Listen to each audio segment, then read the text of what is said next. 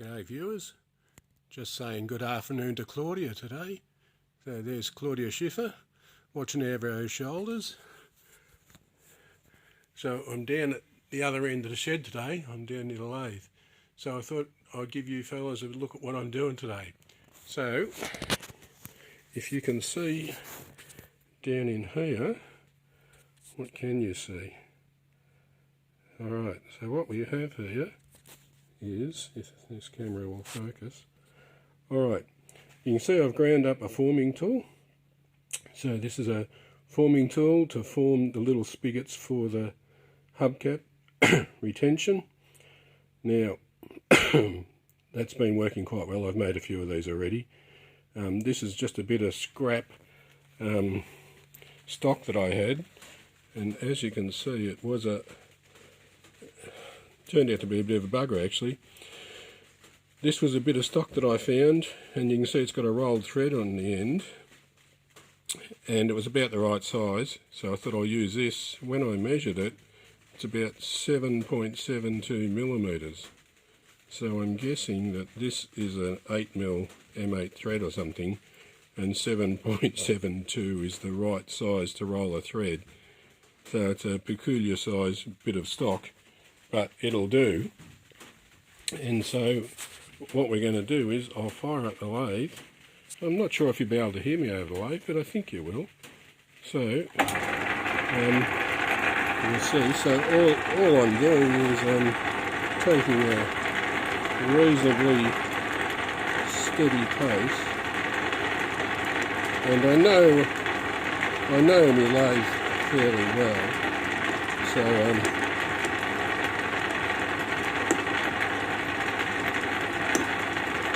because it's a forming tool, you can't go too generously.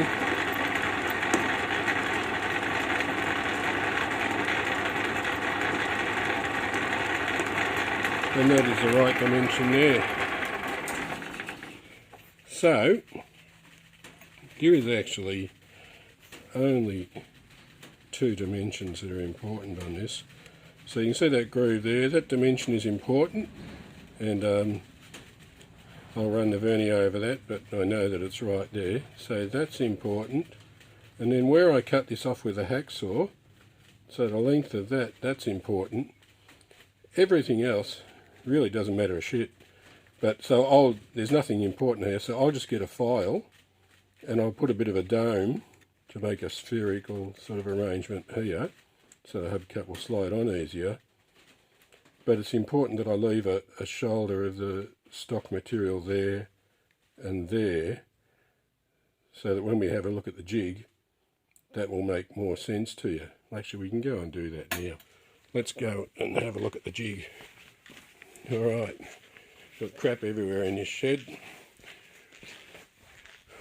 Alright, so this is what we've got here, looking at these. Yeah, so as I showed you on the other, we got that's where the lip drops into to retain the hubcap, and that's the height off the bottom.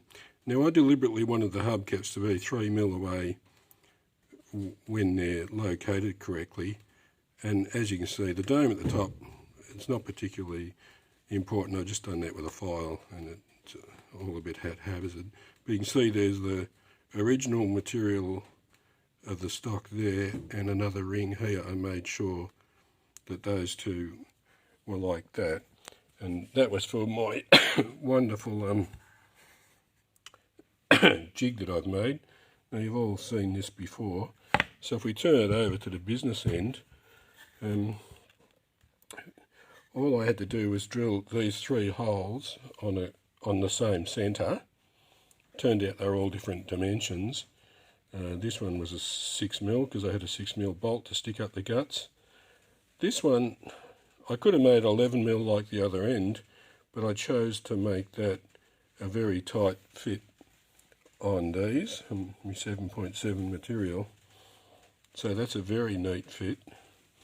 And then this one was originally here in the ply, and I drilled that out at 11 because when I turned up this metal piece, was originally a bit of 1/2 inch stock I had laying around. So I turned it down to 11 because that seemed to be the most sensible dimension.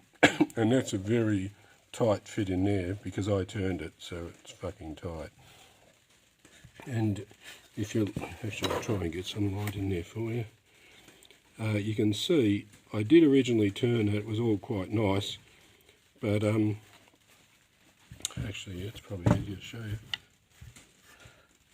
I'm running out of arms.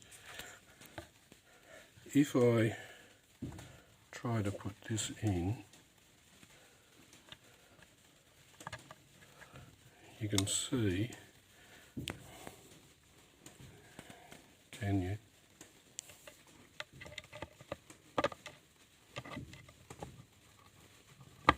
But it will only go in with a pair of pliers.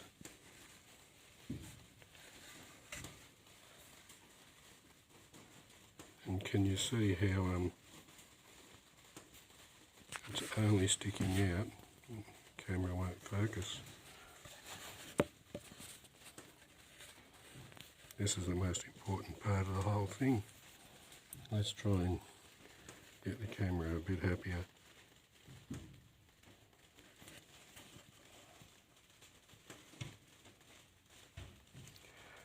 Yeah, so see how you've got all this spatter around here, wherever it is, and you can actually, that won't fall out of there. That is a fucking tight. It's not a press fit, but it's a very reasonable fit. I'm going to try and do this through the camera.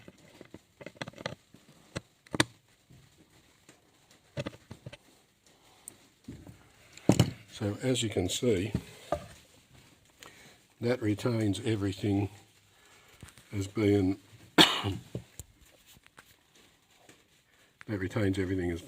straight and secure. Now I have measured this thing, and I've measured it, and it actually came out. It's within about 6 thou, so I thought that's pretty reasonable. Actually, you might be interested to see that piece of wood. If you're wondering where that lump of wood came from, this was a piece of black wattle, which is a hard bit of wood. I mean, it's fucking hard as a slut's cunt, and it's good for making hammer handles and things.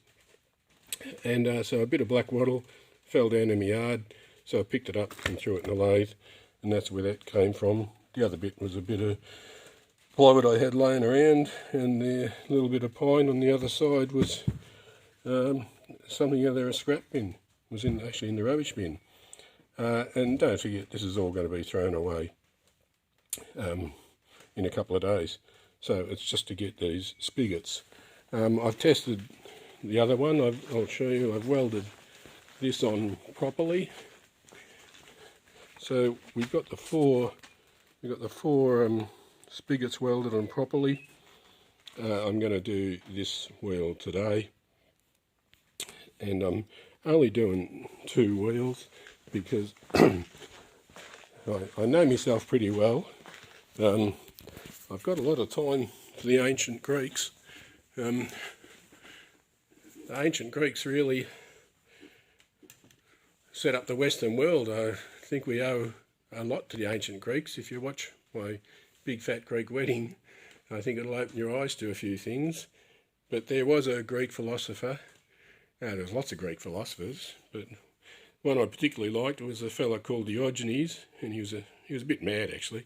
He was a crazy bastard, and he used to walk around naked. And one time he was walking around with a lantern in the middle of the day, and everyone said to him, "Why are you carrying around a lantern in the middle of the day?" And he said, "I'm looking for an honest man." But anyway, one of the things that he said was, know thyself. And I think that's pretty important, that everyone could ask themselves that occasionally. And I know myself pretty well, so I've got those 2 wheels. I'm going to do those 2 wheels, weld the spigots on. I've wire brushed one. I'll wire brush them all and I'll get them coated in etch primer, but not top coat, just to have a break, because I know if I try and do them all I get pissed off and I get bored, and so it's one thing I do know about myself.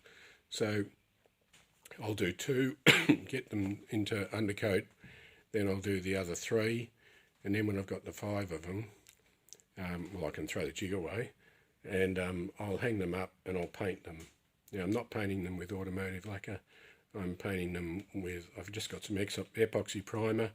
I've used it before, although I never sprayed it, and I think that will be perfectly fine. It's got quite a good shine to it actually, and it hasn't been colour matched properly, but it's been colour matched by me, and it'll be close enough, and I think it'll look fine. So that's an update on where we are with the wheels. So thanks a lot, fellas, and I'll see you later.